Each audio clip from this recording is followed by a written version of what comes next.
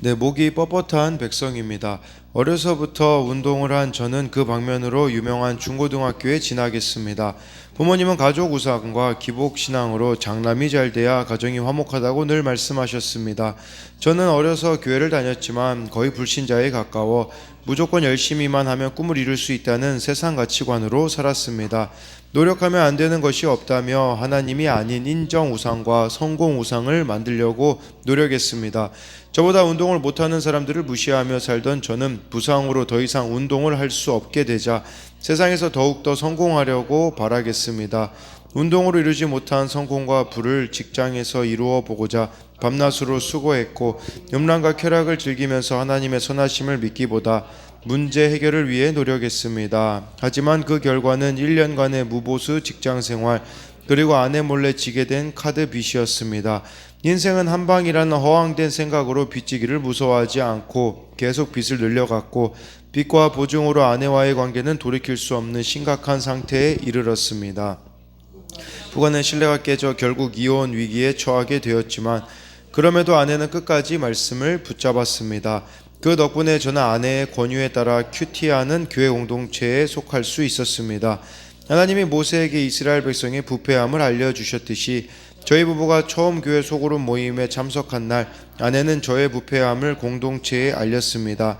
아내의 고발에 목이 뻣뻣한 백성이었던 저는 화를 내었고 이후 자기 합리화로 아내에게 원망과 불평, 의심을 쏟아내었습니다. 하지만 공동체와 소그룹 지체들은 하나님을 원망하고 거역하는 저를 위해 모세처럼 기도해 주었습니다. 모세가 그의 하나님 여호와께 그 큰 권능과 강한 손으로 애굽 땅에서 인도하여 내신 주의 백성에게 진노하시나이까 라고 간구한 것처럼 소그룹 지체들은 저와 저희 가정을 위하여 화를 내리지 마옵소서라며 중보 기도를 해주었습니다. 하나님의 은혜와 사랑이 없었다면 저와 저희 가정은 진멸될 수밖에 없었을 것입니다. 이제는 온 가족이 한 말씀으로 소통하게 하시고 부족한 저를 소그룹 리더로 세우셔서 지체들을 위해 기도하는 인생을 살게 하신 주님을 찬양합니다. 적용하기입니다. 소그룹 지체들을 위해 매일 10분씩 기도하고 일주일에 한 번씩 전화 신방을 하겠습니다. 일주일에 3번 이상 퇴근한 후에 아이들과 큐티 말씀으로 그날 있었던 일을 나누겠습니다. 네, 그래서 이 적용하기에 이런 변화된 이 부분들이 참 중요한 것 같습니다. 그래서 말씀을 깨닫는 데서 그치는 것이 아니라 구체적인 좀 변화로 이어져야 되며 하나님의 은혜와 사랑이 없었다면 저와 저희 가정은 진멸될 수밖에 없었지만 정말 이 공동체가 있었기에 또 아내가 이렇게 말씀을 또 붙잡았기 때문에 이 가정이 지켜지듯이 정말 이렇게 말씀과 공동체 이 두 가지가 너무나 또 중요함을 알 수 있습니다. 오늘은요 출애굽기 32장 1절부터 14절인데요. 이건 또 불순종의 모습이 바로 나타나 있습니다. 1절에 백성이 모세가 산에서 내려오미 더딤을 보고 모여 백성이 아론에게 이르러 말하되 일어나라 우리를 위하여 우리를 인도할 신을 만들라. 이 모세 곧 우리를 애굽 땅에서 인도하여 낸 사람은 어찌 되었는지 알지 못함이니라 라고 말씀해 주고 있어요. 그러니까 모세가 산에서 더디 내려왔다. 이 더디 내려오다라는 단어를 히브리어로 보면 무슨 뜻이냐면요, 더디다 늦다라는 의미도 있겠지만 부끄럽다, 수치스럽다, 실망하다, 당황하다라는 뜻이에요. 그러니까 모세가 산에서 늦게 내려오는 것에 대해 실망해서, 당황해서, 수치스러워서 의미로 이해할 수가 있는 거예요. 그러니까 이 하나님의 자리에 모세를 이 백성들이 지금 앉혀놓은 것을 볼 수가 있는 것이겠죠. 그러니까 끊임없이 하나님 자리를 대신하려는 유혹이 있음을 알아야 한다라는 것입니다. 네, 여기 같은 경우는 특히 바로 모세를 말하는 거겠죠. 그랬을 때 또 이제 이 이스라엘 백성들이 우리를 인도할 신을 만들라, 이게 신이라고 나왔는데 이게 원어로 보면 복수로 되어 있어요. 신들을 만들라 이렇게 이야기하거든요. 그러니까 이 하나님의 자리를 대신하는 것은 모세일 수도 있겠지만 이스라엘 백성들에게는 또 한 가지는요, 바로 금송아지라고 볼 수 있어요. 소는 일찍이 이집트에서 신으로 숭배가 되었거든요.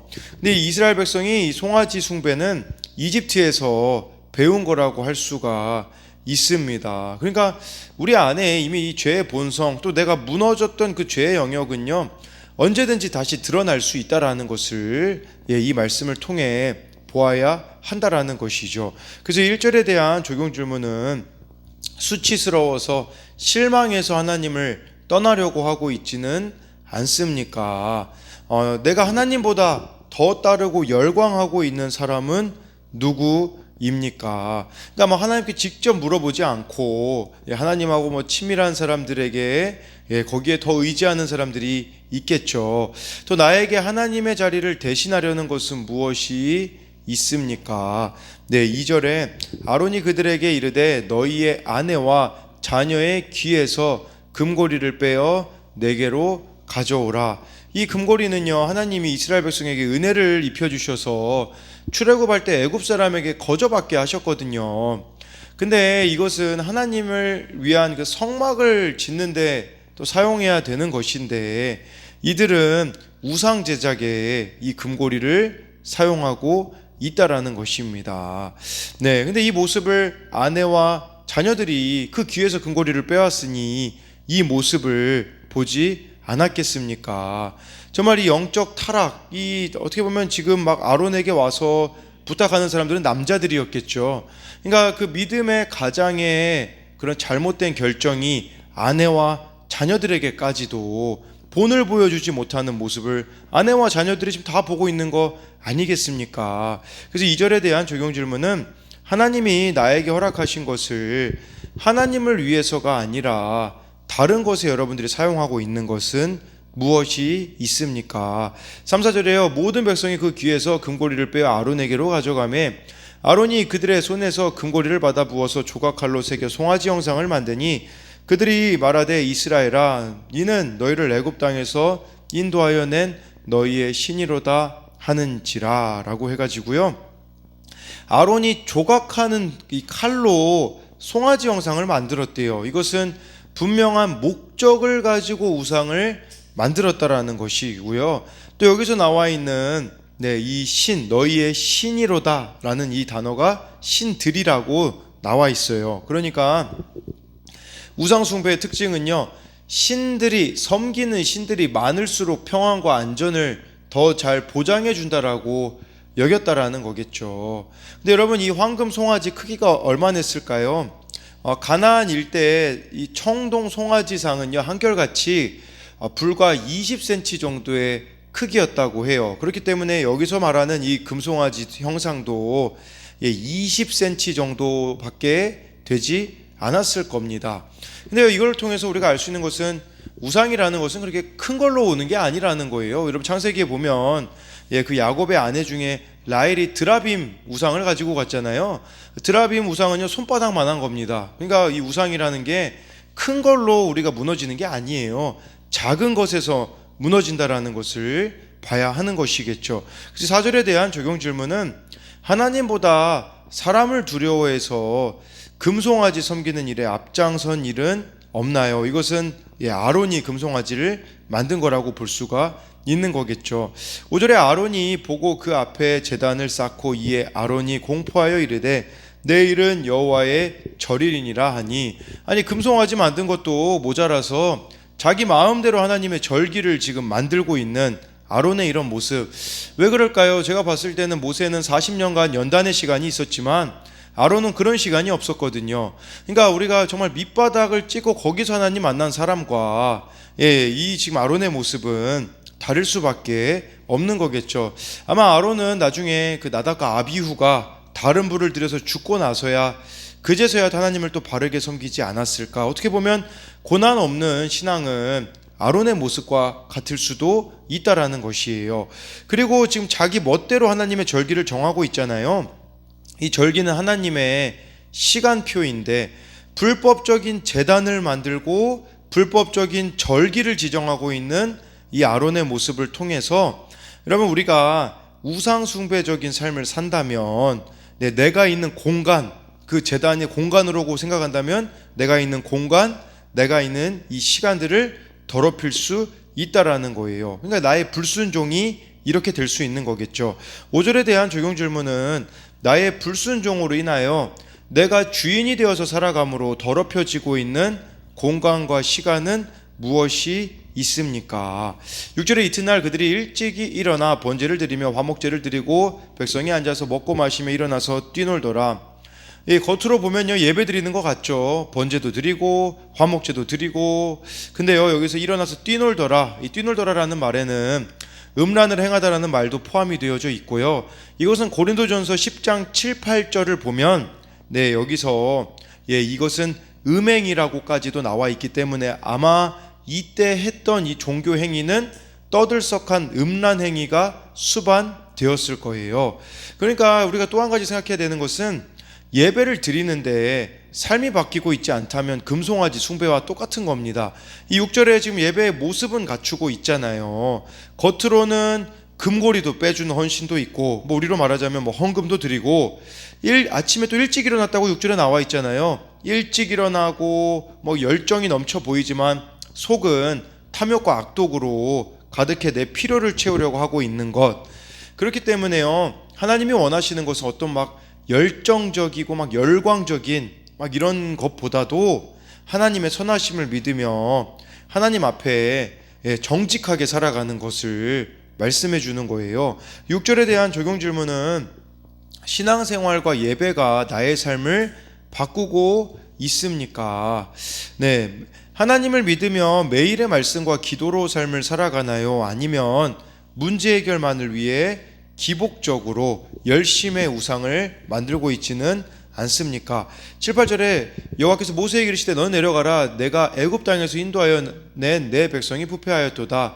8절에 그들이 내가 그들에게 명령한 길을 속히 떠나 자기를 위하여 송아지를 부어 만들고 그것을 예배하며 그것에게 제물을 드리며 말하기를 이스라엘아 이는 너희를 애굽 땅에서 인도하여 낸 너희 신이라 하였도다. 언약을 파괴해 버리잖아요, 이스라엘 백성들이. 하나님이 그래서 7절에 보니까 내 백성이라고 하세요. 나의 백성이 아니라 너의 백성이라고 하는 것은 하나님이 얼마나 이들에게 실망하였는지를 보여주는 것이겠죠. 근데요, 여러분, 우리가 그걸 알아야 돼요. 이 하나님의 진심은 과연 어디에 있었는가? 하나님이 진멸하겠다고도 하시거든요. 근데 산에서 빨리 내려가라고 하신 것은 무엇이겠습니까? 하나님과 이스라엘 사이의 이 언약 관계를 되돌릴 수 없을 정도로 훼손되는 것을 막기 위해 중재하라는 것을 지금 말씀해 주고 있는 거예요. 7, 8절에 대한 적용 질문은 하나님의 큰 구원을, 큰 역사를 경험하고도 하나님을 금세 떠나려는 부패한 모습이 있지는 않습니까? 9절에 여호와께서 또 모세에게 이르시되 내가 이 백성을 보니 목이 뻣뻣한 백성이로다. 목이 뻣뻣한 백성, 이것은 목이 완고한, 목이 뻔뻔하다라는 뜻이에요. 완고하고 고집스러운 상태인 것이죠. 여러분, 하나님 말씀이라면 우리가 그 말씀대로 살아가야 되는데 여전히 우리가 고집을 부리고 있는 부분, 완고한 부분들이 또 무엇이 있는지를 봐야 한다라는 것입니다. 10절 11절에요. 그런즉 내가 하는 대로 두라. 내가 그들에게 진노하여 그들을 진멸하고 너를 큰 나라가 되게 하리라. 모세가 그의 하나님 여호와께 구하여 이르되 여호와여 어찌하여 그 큰 권능과 강한 손으로 애굽 땅에서 인도하여 내신 주의 백성에게 진노하시나이까. 여러분, 이 하나님이 말씀하시는 것 그 이면의 하나님의 마음을 읽을 수 있어야 돼요. 10절에 야 모세야 너 나랑 그냥 다른 나라로 새로 시작하자, 너랑 나랑 시작하자라고 했을 때 모세는요 그 하나님의 메시지를 읽었어요. 그냥 이 말 그대로 믿는 게 아니라 그 뒤에 숨겨진 하나님의 마음을 읽었기 때문에 하나님하고 정말 친밀하면요 이 마음을 읽을 수 있어야 되는 거겠죠. 그래서 여기 11절에 대답하고 있잖아요. 모세가 주의 백성에게 진노하시나이까. 하나님, 나의 백성이 모세의 백성이 아니라 하나님의 백성입니다 라고 이렇게 말하고 있는 것이겠죠. 그러니까 하나님께서 격하게 말씀하셔도 피할 길을 주셨음을 알고 있었던 거예요. 그래서 하나님의 마음을 헤아리며 모세는 호소하고 있는 거겠죠. 여러분, 우리도 이 자리에 지금 있는 것도 누군가의 애끓는 기도가 있었기 때문에 지금의 내가 있다라는 것을 보며, 여러분 이 10절 11절에 대한 적용으로는 모세와 같은 애끓는 심정으로 내가 중보해야 할 사람은 누가 있습니까? 12절에요. 어찌하여 애굽 사람들이 이르기를 여호와가 자기 백성을 산에서 죽이고 지면에서 진멸하려는 악한 의도로 인도해 내었다고 말하게 하시려 하나이까. 주의 명령한 노를 그치시고 뜻을 돌이키사 주의 백성에게 이 화를 내리지 마옵소서. 하나님, 지금 이대로 우리 백성들 다 죽어버리면, 하나님이 죽이시면 애굽 사람들 뭐라고 하겠습니까? 네, 그렇게 지금 말하면서 여기서 뜻을 돌이키사, 쉽게 말하면 그런 말이에요. 하나님, 회개하세요, 돌이키세요, 이런 표현이에요, 히브리어로 보면. 근데 여기서 이 돌이키사라는 뜻은요, 그 나함이라는 단어가 쓰였거든요. 내장 자궁이라는 의미가 있어요. 그러니까 이 자궁은 남자들에게는 없잖아요. 그러니까 어머니의 모성적인 사랑과 긍휼을 베풀어 달라는 거예요. 그러니까 하나님, 그 어머니의 사랑의 마음으로 뜻을 돌이켜 주세요 라고 이렇게 간구하는 것이죠. 13절에요. 주의 종 아브라함과 이삭과 이스라엘을 기억하소서. 주께서 그들을 위하여 주를 가리켜 맹세하여 이르시기를 내가 너희의 자손을 하늘의 별처럼 많게 하고 내가 허락한 이 온 땅을 너희의 자손에게 주어 영원한 기업이 되게 하리라 하셨나이다 라고 해서요, 그냥 기도하지 않아요. 하나님이 하신 말씀을 붙잡고 지금 모세는 기도하고 있어요. 하나님, 아브라함과 이삭하고 또 이렇게 이스라엘에게 약속하셨잖아요 라고 하면서 기도하고 있는데, 저는 여기서 모세의 그 디테일을 볼 수 있어요. 야곱이라고 안 하고 13절에 보니까요, 이스라엘이라고 했어요. 이스라엘. 왜 그러냐면 이스라엘 백성들과 연결되어 있기 때문에 이 약속을 지금 붙잡고 모세가 기도하고 있는데요. 여러분, 이렇게 말씀을 근거로 하는 기도는요, 응답받을 수밖에 없다라는 것을 기억해야 한다라는 것을 이렇게 보여주는 것이죠. 그래서 13절에 대한 이런 우리가 또 적용 질문은, 보이는 현재의 모습이 아니라 말씀을 붙잡고 기도해야 할 지체는 누가 있을까요? 말씀을 붙잡고 기도하고 있습니까? 14절에 여호와께서 뜻을 돌이키사 말씀하신 화를 그 백성에게 내리지 아니하시니라 라고 말씀해주고 있습니다. 말씀을 붙잡고 기도했기 때문에 들어주실 수밖에 없는, 이렇게 하나님의 모습이 여기에 나타 있는 것이죠. 그렇기 때문에 우리도 마찬가지로 말씀을 붙잡고 정말 기도하며 나아갈 때 하나님께서는 반드시 구원의 역사를 베푸실 거라는 것을 여러분들이 기억하며, 이 모세가 말씀을 잘 알았기 때문에 이렇게 하나님 앞에 바른 중보를 할 수 있듯이, 우리가 이 세상에서 중보자로 살아가는 것은 다른 게 아닙니다. 말씀과 기도로 매일매일을 살아가는 삶을 살아가는 저와 여러분들이 되기를 소망합니다.